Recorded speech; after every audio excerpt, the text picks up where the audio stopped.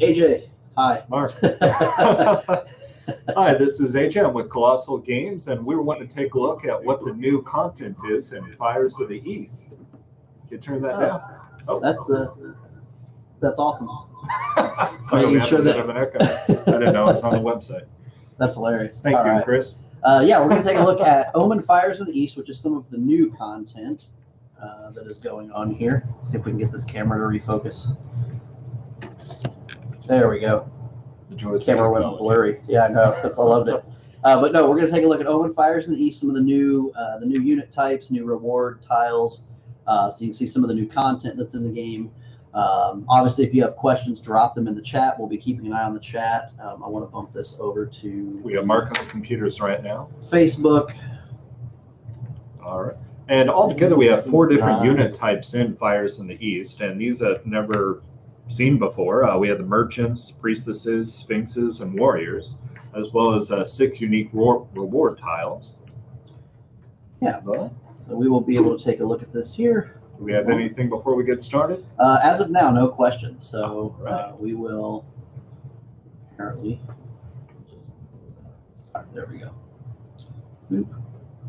All right, fantastic. We are set there. All right, let's go ahead and refocus the camera at the table then. Let's jump into this. We're going to dive down. We're going to take a look at the unit types that we have. And I believe we're going to begin with the merchant unit type. That's right. So merchants are interesting. They introduced a new keyword called barter. And barter allows you to discard this card from hand to take an additional wealth action. So again, with wealth actions, you can choose to take either a coin or a card. So let's see, our first one here is the Bizarre Elder. And hopefully that is focusing on the camera. I can't see it too well. But anyway, we have barter. He also has at the end of his search step, you can gain 1 coin and draw 1 card. So a little bit similar to the Oracle, is you're going to be getting a continuous bonus from most of the merchants here. Or again, you could just decide to just throw them into the discard pile. Here, I'll hand that off to Mark. Here, there we go. Some glare on the camera. Throw it off into the discard pile and take an additional wealth action if you really need that immediate bonus. Otherwise, these will activate at the end of your surge step. So you won't be able to gain those bonuses while you are paying for all your units. Yeah. All right, so you come through okay? Yeah, they're kind of glossy, so they're glaring in the light. That's a problem. It's beautiful art in this one. Really This is done by Manthos, if I'm not mistaken. Yes. Yep. Yes. All right. Our next one up is Dread Broker. Again, we're seeing that barter ability, and this time at the end of your search step, you're going to take 1 coin from the opponent. And hopefully that is focusing properly. So you can see our Dread Broker. All right. The art's coming through pretty well. It's a text as well as what's not really. And we'll be posting a lot of this on BGG. I believe a number of the art pieces are. A lot of it's on BGG. A lot of the art's there, and then there are several BGG posts that are going out that focus. I think, in fact, we're going to see the Sphinxes in a little bit in the stream. Okay. And a post went up today that actually shows all 4 cards and lists, the keywords on them, as well as cost, strength, and offering values on all 4 of the Sphinxes. So fantastic news. There is a way to see that over on BGG, and I can drop a link in the chat for those that want to see it. Please go by, give us the thumbs up, let us know your thoughts on everything. Next one, we have a little bit more of a dark character, the Grave Trader, who's dealing with some shadows. Again, we have the barter ability, as well as at the end of your surge step, an opponent destroys one of their units in this city. So, yeah. Well, I really like that, because in Reign of War, if somebody has a gruesome oracle or somebody you don't want to deal with, this helps you get rid of that stuff. Other times, you'll have something like the Gut Auger, which makes you discard every turn on your opponent's side. You can't do a whole lot about it. There's a couple of beats, but she gives you a little bit more options for handling threats on the other side. That's if you're mixing everything. Otherwise, get rid of the Sphinx, Priestess, whatever. Next one, quite a lot friendlier art, Merchant of Feathers, very beautiful. At the end of your search step, gain 1 coin, always nice, need that money. Let's see, Scroll Dealer. This is actually one of our oldest pieces from Manthos. Barter again and draw 1 card. So just kind of a little bit of the opposite of the Merchant of Feathers. And our last one, Serpent Peddler, which is one of the most frightening art pieces. An opponent loses 2 coins. And again, that's at the end of each surge step. So you're going to constantly be taxing your opponent. Of course, she makes up for it with her 3 costs, which is the second most expensive merchant in the entire bundle. All right, so let's go ahead and move merchants off to the side. Again, they have the barter keyword that allows you to gain additional wealth action, as well as consistent bonuses, similar to the oracles in Reign of War. All right, jumping over to the priestesses. Now, I think these are my favorite new units, simply because they introduce 2 new keywords and are unlike really anything we've seen in the series before. First part is ritual. Ritual is a keyword where whenever you are offering something at the end of your turn, remember that's always your last step, if you meet this condition, then you can discard this card and gain a victory point token. There are new victory point tokens that little piece of artwork on there. Anyway, ritual, in this case, with the Crimson Alkali, it's offering value of 3 or more. So if I decide to discard from my ritual something with an offering value of 3 or more, I can discard this priestess and then gain a 2 victory point token. All right, and the next keyword that they offer is scorned. Scorned for priestesses means if they're destroyed or discarded in any way, then they're either going to benefit their owner or hurt the opponent. So in this case, her scorned ability is draw 2 cards. So if she's in the city and she's discarded for any reason or destroyed by an opponent's cards, it's just like, who is that one? The Grave Trader. Anyway, you would get to draw 2 cards. So anyway, let's set that back up. So that's our first priestess. Next one is Color of the Meek, which you may recognize from the front of the box there. She has, again, the ritual with the strength value of 1 or less. So if I get rid of somebody with almost no strength, then again, I'm going to get some victory points, which is pretty nice. As well as scorned, an opponent discards 1 card. I'm try and hold these up a little closer to the camera and try to get a different angle with the light so that people can see the artwork on them. That camera to focus in on the card itself. Yeah, so we get them pretty close. They focus a little better. Oh, and something I wasn't covering earlier, both the priestesses and the merchants have really weak bodies. I mean, our highest strength so far has been 2.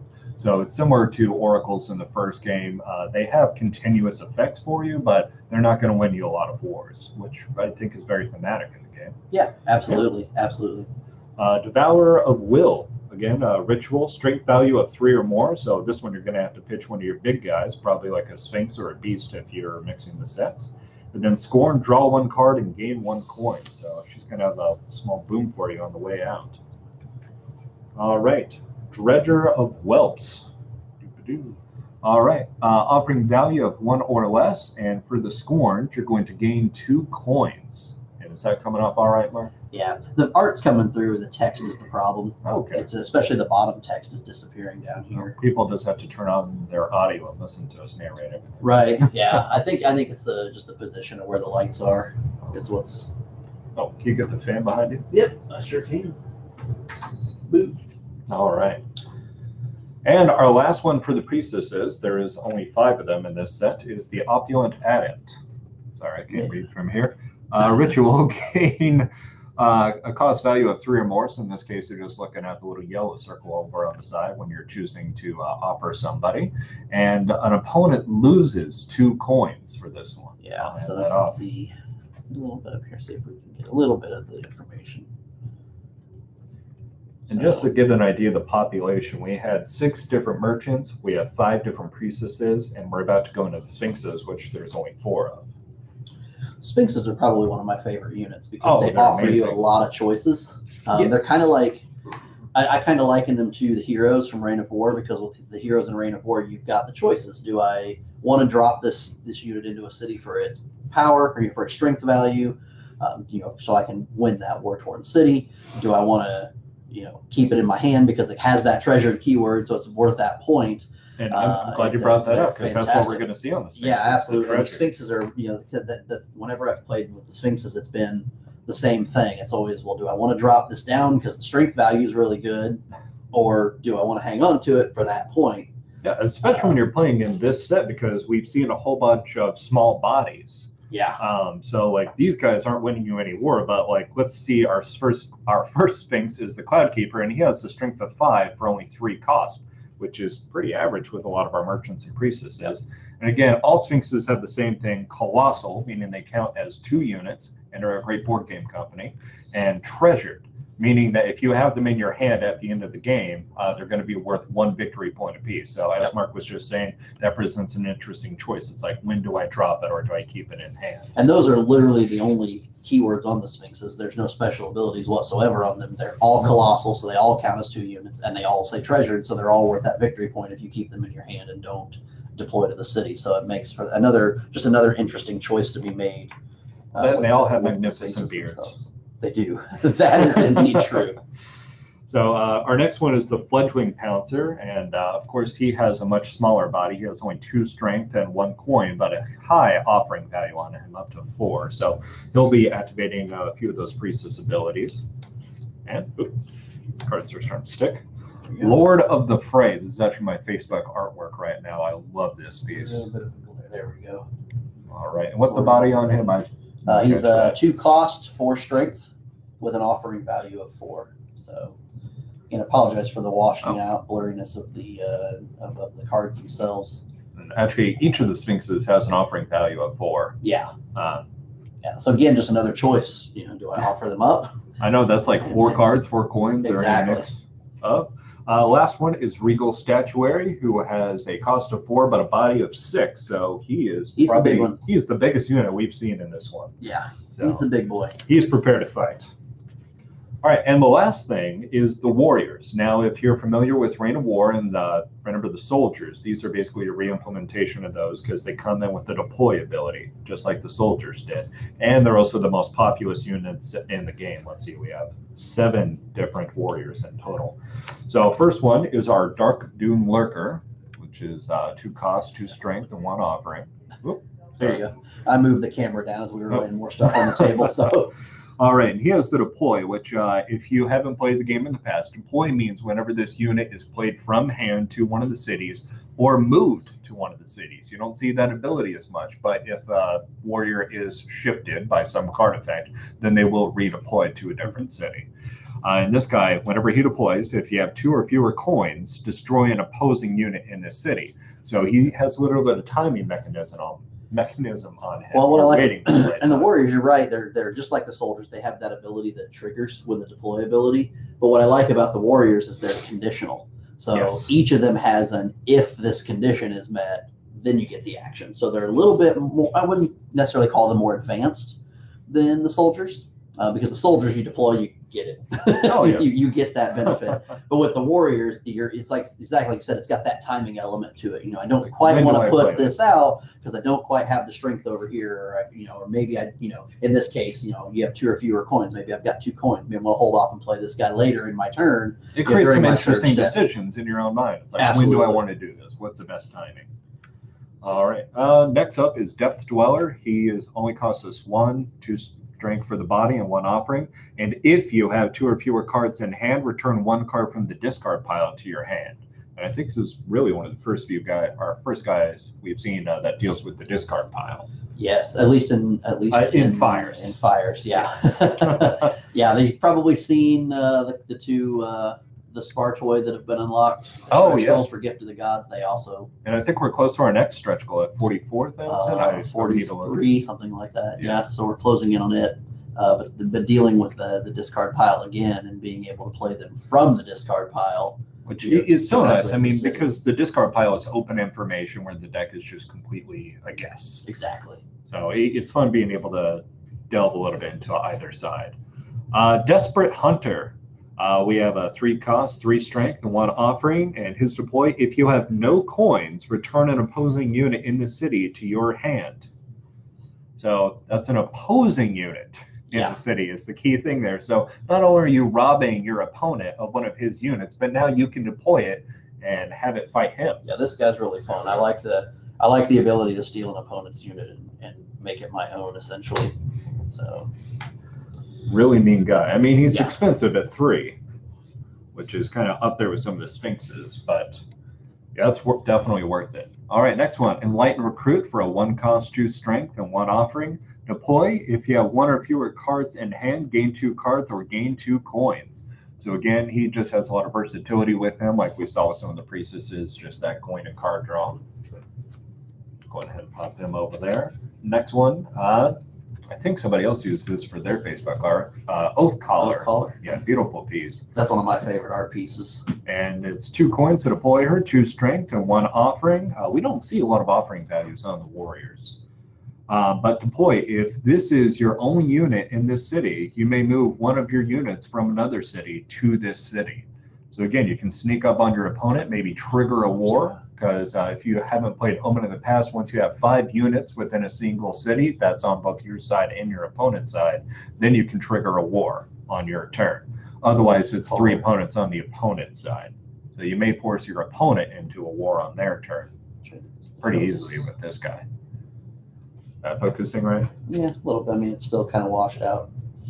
But Oath Collar, she's awesome. She is. A beautiful piece of artwork again. All right, our next one is the Siege Overlord. 3 cost, 3 strength, 1 offering.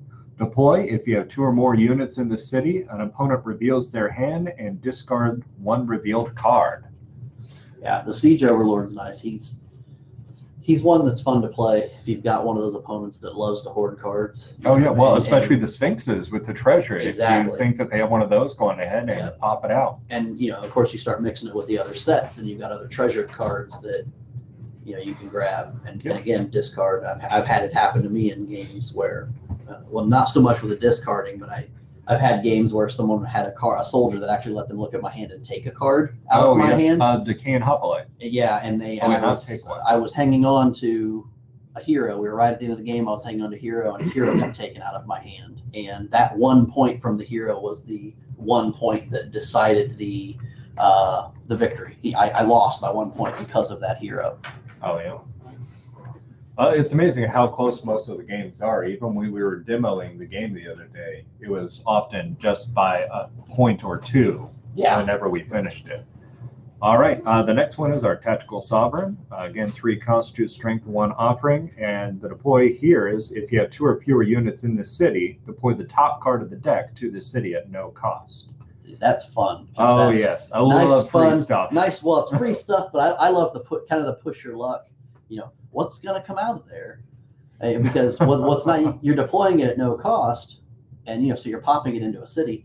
But if it's if you're talking another soldier comes out or another warrior comes out with a deploy ability, you can get a cascading effect there, which is very nice. Yeah, it's so much fun to be able to pop that out and have some really cool things happen. I mean, if you pop over a Sphinx, that's automatically 3. You're going to be triggering a war on your opponent's turn. You're going to trigger a war immediately when one of those Kolossal units comes out. Absolutely. Yes. So another amazing card and beautiful artwork. I love the mask that he's wearing. Yeah. The double scimitars. Anyway, so that is each of the units. We have 22 units in total in the game coming in. Let's see. Should we just go ahead and jump over to the reward? Yeah, or if you've got questions, do we have again, questions? No questions have come in. Rob says he loves the mix and match aspect of this, and I think that's the key point. Is there's so much variability. A lot of what we talk about is mixing things up and always playing with warriors and oracles and what's the other unit type I'm blanking on? Warriors. The warriors. What were the 3 main unit types from? I'm blanking on one of the units from the beasts. The beasts, the oracles, and the soldiers from Reign of War. And then being able to, we want to mix in. You can mix in the spirits and the heroes, or grab 2 other unit types. But what's great is you could shuffle everything together and just have one big epic game of Fires and Edge of the Aegean and Reign of War and Tales of the Ancients and Gift of the Gods, and just throw them all into one game and not even mess with pulling that out, and that can get pretty crazy. And that was the biggest part about this update and this version of Omen is we went through and we were fixing a lot of the terminology so that it didn't say just beast unit, it said Kolossal. Exactly. That way, if you have a Sphinx mixed in, he will work with a lot of those cards. Yeah. And of course, we worked with John Cladis to fix all of these. It wasn't that we were just going through and it's like, I think this. No, it was how the cards were intended to be used. Yeah. And they play off of each other as well. I mean, obviously, cards in Omen cards in Fires in the East will play off of other cards in Fires, but because those keywords cross over to other sets, you still have that play off of, and here we've got the beasts or the Sphinxes that are Kolossal. Reign of War has the beasts that are Kolossal. You've got unit types in the Automatons, yes, which are Kolossal. Colossal and Edge of the Aegean. So you get that keyword across all the sets. So you're still able, first of all, it helps with familiarizing yourself with the keyword. But it lets you just literally throw whatever cards you want in there and be able to play off of it without really having to put too much thought into it. Yeah, no, and I think it makes for a whole different version of Omen. I mean, I have played them by themselves, like Edge of the Aegean. I think when I first showed you the game, that's what we were playing, just Edge of the Aegean, which is small and clean, though. Yeah. As compared to Omen, which is a little bit fatter, and a lot swingier. Yeah. Which I still enjoy. And obviously each of these expansions is standalone. So I mean, we just showed 22 cards for Fires in the East. You can get an entire, full depth, satisfying experience from playing with just these 22 cards. Oh, definitely. Yeah, we've done that a few times. I believe Chris Ham, our other developer, that was his first game, just playing Fires in the East by itself. Yeah. Absolutely. So yeah, it doesn't look, we don't have any questions that have popped in here. I did dump the link to the Sphinx's post here. We'll have other posts going up, I'm sure, for the other unit types to cover the warriors, the priestesses, and the merchants in the same way the Sphinxes were covered. So keep your eyes out on VGG for those, so you can get a breakdown of that, a little closer up of the artwork. Again, apologize for the washed out look of the cards. Believe me, they are not washed out in real life. So we'll jump over and take a look at the new reward tiles that are included in Fires in the East to give you a feel of what types of reward tiles we have. So interesting thing about the reward tiles in this compared to Reign of War is that we only have 6 reward tiles. So one of the rules for ending the game is that 2 of the cities have had all of their reward tiles depleted. So in Reign of War, it's 3 tiles per city. Or, I'm sorry, 4 tiles per city. Right, 4 tiles. Whereas Fires is only 2 per city. Yeah, so it's a much quicker game if you're playing this just by itself. Let's go ahead and take a look at the different reward tiles, though. So first thing up, we have Tiamat's Reckoning. During the surge step, and each of these reward tiles are going to activate during the surge step in Fires in the East. On Reign of War, you have a few more options. Tiamat's Reckoning, maybe. You can see the artwork on that. Sorry, the reward tiles are a little bit smaller. Yeah, a little smaller, going to be a little harder to focus in on. That's a little bit better, actually. And these are one of the updates with the newest version of Omen, is that we made the reward cards into tiles so that they're in the middle of the city and look a little bit nicer while you're fighting over them. And also, we really wanted players to see the city going down as you fought over it. So like you start with these large stacks of reward tiles, and as you fight the city, is just slowly raised to the ground, was the idea behind it. Yeah. And that also caused a hand size adjustment as well, to drop 5 cards rather than the original 7, because you're not holding reward cards in your hand anymore. They're now just tiles in front of you on the table. Yes, which I believe is a little bit easier to just kind of process that information now. You're really getting lost in what the cards are units-wise. Yeah. Well, what I've found too in gameplays with it is having the tiles on the table face down. I can see it. It's more open information of, okay, well, I know my opponent has those reward tiles. I can see them on the table, and I can see which ones have been used and which ones have not. So I can kind of calculate in my mind, victory points I'm up against. Do I quite want to end the game yet? Which is also why I like the Sphinxes, because I can throw you off with those. Exactly. You don't know that I have 3 points still sitting in my hand. Exactly. Anyway, so Tiamat disappeared on there he is. Tiamat's Reckoning. All right, he has an opponent discards 1 card and draw cards or gain coins equal to the offering value of the card. So again, if you haven't seen reward tiles in the past, you have an option whenever you claim these from winning a city during the war phase. You can either keep the tile face down in front of you, and it just stays as 2 victory points and doesn't do anything special. But if you flip over the card and activate its ability, it's only worth 1 victory point now. You get these big booming effects. Yep. So this one, I kind of love that it's a bit of a gamble on what value you're going to get with Tiamat. Yeah. What's nice about it too is there are certain events, and especially a couple of the tiles in Reign of War, a couple of the reward tiles, where to me it's worth giving up 1 victory point. Oh, definitely. To activate that ability, because the ability is huge. I think I was talking about Ares Rage the other day. That's one of my favorite ones, because you get to trigger a war whenever. Well, they have one, and I don't remember what the name of the reward tile is, but there's one reward tile that during your surge step, obviously they activate during your surge step every time, but this one lets you take a portent step and activate all of your oracles. Oh, yeah. And then finish out your surge step. And then you move into a portent step right after your surge step. So you're getting 2 portent. That to me is worth a victory point because the oracles are so powerful. Especially if you built them up. Yeah. I mean, Tiamat's Reckoning, though, that is pretty powerful. It's a little bit of a gamble, but that can be a huge swing for you. Next one is Marduk's Decree. Surge step, destroy all units in one city. Remove the top reward tile in that city from the game. So he's just coming in, and as the image suggests, just smashing that city. So really you're denying your opponent possible reward points. Let's say if they were setting up, they had a whole bunch of units. Maybe a war was about to trigger in there, and there was only 1 tile left. You say no. He's behind my hand like this because I think what it's trying to do is it's trying to focus on what's on the cards that are behind it. Well, the cards are beautiful. I understand why it wants to focus back there. So it's Marduk. All right, so Marduk's Not to be Decree. confused with Marmaduke. No. He's a little more powerful. Ooh, I love the artwork on this. Inanna's Task. Search the deck for a card, reveal it, and add it to your hand. An opponent reveals their hand and discards all units of the same type. So, especially at the end, if you think your opponent has some Sphinxes hiding around for victory points, you can just go ahead and empty out their entire hand. Yeah. I know I've had these discard 1 unit type cards really just slap me in the face before. Yeah. Especially the other night at one of our showings. Somebody made me discard 5 soldier cards out of my hand with one of the Oracle. I hated it. Ouch. It's always fun when that happens because you're looking at your hands going, man, I'm going to have a big turn next time. I got 4 soldiers. I got the coins to pay for all of them. And then they're like, discard your soldiers.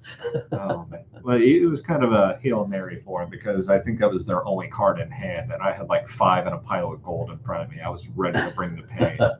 Our next one is Judgment of Anu. Surge step, destroy a unit in any city. An opponent loses coins equal to the cost of that unit.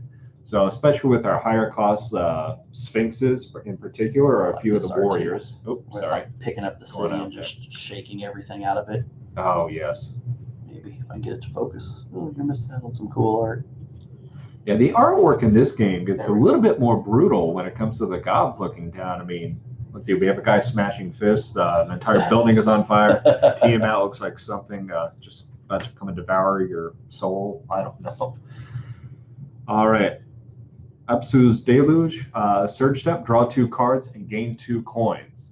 So a little bit straightforward, but if you just need that extra boost, go ahead and stir up a war. Yeah, so drawing 2 cards, gaining 2 coins. It's simple, but it's efficient. It really is. Sometimes what you need. Yeah, because I mean, you get your wealth step. Okay, well, I've got cards and coins, and I've had often where I've got 1 card and 2 coins. Well, and you're in a situation like that. Which way do you go? I mean, sure, I could draw 4 cards. But I've only got 2 coins to pay for them. Or I could take 4 coins, but I've only got 1 card I'm going to play. And that's a thing I like about Omen is you're always wanting to do everything. Yep, and you can't. It does a good job of building up that tension throughout the game. All right, last one we have is Allure of Ishtar. Surge step, an opponent skips their next war step and offering step. Yeah, this one's brutal. Oh, yeah. I mean, when you miss a couple of the steps of your turn, that's pretty bad. Yeah. So offering step, you're denying them extra resources, and war step, if they were just building up units in one city, you can delay it a little bit longer and just kind of force them to rethink their strategy. Where are they going to go next? What are they going to do? Because those units aren't going to die or really get moved around until afterwards. Yeah, absolutely. Rob made the comment that he loves the tile art. Manthos, the artwork that Manthos did on everything, but the tiles especially. I mean, those are some of the first art pieces that we started getting in. He did a good job of the reward tiles. Yeah. Yeah, so they're awesome there. So, Mark, what's your favorite piece you saw? My favorite piece that from Fires. Yeah. I really like the Oath Caller warrior. Her artwork's just so powerful. I mean, she's really imposing on the card, it's one of the pieces. I don't want to say one of the few pieces, but it's one of the pieces that it's a little brighter. Oh yeah. Some of the units, especially with the priestesses, some of the units are darker, like the artwork's darker. Yeah, and I think you can even see that from where you're at on the camera. Like exactly. We have 4 out of the 5 cards are really dark, and then just Opulent Adept over here is. Yeah. She's the good sister. But the Oath Caller up there with the warriors is her art stands out. She's like I said, she's really imposing. you can definitely pick up the attitude. It makes the desert look a little bit nicer. Yeah, absolutely. Not so harsh, unlike some of these other ones. Like my favorite piece is Lord of the Fray, and I love that it combines just like this setting sun and just really bright colors with this fierce sphinx just coming right at you, and it gets really dark with the blue eyes. Yeah, just kind of shining in there. It's a beautiful piece. I don't want to live there though. Not in this city. I'll hang out with the oak color, but not with this guy. Exactly. We do have a question here, AJ. John wants to know. Which John? This is John Cross. Oh, okay. Not John Cloudus. He has a question. It's what says, can you expand on what needs to happen if you already own Omen: A Reign of War and you want the 2 expansions? All right, so the biggest issues that you're going to deal with is, first off, the new cards have a different back that we've never seen in any of the previous editions. And this is going to be the back going forward with future expansions that John has planned. So unfortunately, when you're shuffling all the cards together, if that's how you like to play the game and how a lot of people recommend, you're going to need to get the same card back on everything. We do have sleeves in the store that you can purchase. Unfortunately, I don't know the price off the top of my head, but you could sleeve the entire Omen set and then just start shuffling them together. That's one way to get around it. However, the next issue you're going to run into is terminology, and I think Mark and I touched on this earlier, is that Kolossal keyword was never in the game before, and that same effect applied to both automatons and beasts in the previous versions. So you would almost need to make like a small terminology guide to assist you while you're playing through the game to make sure that certain cards will activate other ones, like cards that target colossal units. It's possible to mix them all. The card backs are one of the biggest issues, and then terminology. Now, experienced players can, again, we were just taking the attention of the cards and working, of course, with John to make sure that it applied to all the sets now. So experienced players can probably get a rough idea. It's like, oh, I believe this will work together, and even look at the cards online to get a reference of what the new updated terminology is. As the game comes out, we're going to have more of the cards posted for everyone to see. Exactly. And as far as wanting the new content, my recommendation is if you're just looking at the expansion, so maybe you want to play them separately, you want to play them standalone. There is a pledge level where you can get Edge of the Aegean and Fires in the East, as well as the Gift of the Gods Kickstarter expansion. I believe our soldier level? It's the Myrmidon level. Oh, $38 gets you Fires in the East, Edge of the Aegean, and the Gift of the Gods expansion. And then the sleeves that you mentioned that were there, they're custom sleeves. They have the one of the heroes on the back, so all the card backs will look the same. You can get it's a 50-pack of sleeves for $4. So fairly inexpensive. And if you go that route, if you do Edge of the Aegean, Fires of the East, and Gift of the Gods, one pack you may want to grab 2 packs just so you've got enough to cover all 3, because depending on what unlocks in each of these. Yeah, so you're looking at 44 units in the expansions, and then depending on what gets unlocked through the course of the campaign, Gift of the Gods could add, will likely add more than 6 units. I believe in total you would need 5 packs of sleeves if you were doing Reign of War, if you did all of the expansions. I think it's 4 packs. I think it's just under 200 cards. So I know the all-in level includes 4 packs of sleeves. Okay. So hopefully that answered your question there, John. And if you go on BGG, smart people have talked about ideas for combining everything. Yeah, John says he's getting the card sleeves and pledge for the Myrmidon level already, so that's perfect. Awesome. And he also wants to know how the rewards compare. I don't know, John. I don't know if he's referring to the reward tiles and how they compare to what's in Reign, or if he was just referring to the reward levels themselves. Because it seemed like it may have been one question. So, John, if you had another question, let us know. Oh, let's try and address both of those then. Yeah, absolutely. I mean, the reward tiles, I played about, 10 games of Reign of War in the last couple of days. I really like how swingy these are.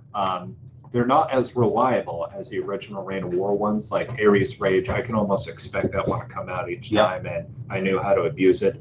These ones, one, it's unique. You can't expect to get a Poseidon's Bounty or an Ares Rage or some of the old classics, because there's just 6 uniques. And I like that. It's more tactical decisions. It's just responding to what you're given. But each of these has big, boomy effects that I think are individually a little bit more powerful than some of your standard Reign of War. I would agree. Of course, we would need some mathematician to go in there and just look at the overall probabilities and everything. But just reading over them in the couple games of Fires in the East I've played, I really like these by themselves. Yeah. Of course, if you're playing with all the expansions, you could shuffle all the tiles together too. You really could. Well, and like, I mean, looking through the rule books, it's like we'll pull out this set number of tiles. I want to shuffle these 6 tiles in with the tiles from Reign of War, and pull 4 tiles in each city. No, stack them all up. Yeah. Play that epic game. Make the game a little bit longer by having. Oh my God. Well, I mean, what would that be? You're talking 6 tiles in each. 24 6 tiles in each by city. 3. 8 tiles in each city. Yeah. So.